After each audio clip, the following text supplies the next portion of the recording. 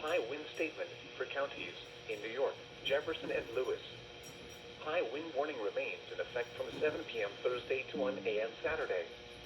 West, southeast winds 25 to 35 miles per hour with gusts up to 60 miles per hour expected Thursday evening through overnight Thursday.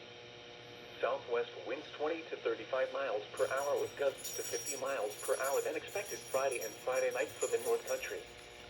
Where, Jefferson and Lewis counties. The strongest wind gusts Thursday evening and overnight will likely be found on the northern slopes of the Tug Hill Plateau and Black River Valley. Strongest gusts Friday and Friday night will be for the entire North Country region. When, from 7 p.m. Thursday to 1 a.m. Saturday. Impacts. Strong winds will blow down trees and power lines. Scattered power outages are expected.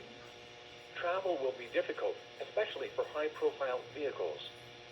Strong winds will blow around unsecured outdoor holiday decorations. Avoid being outside in forested areas and around trees.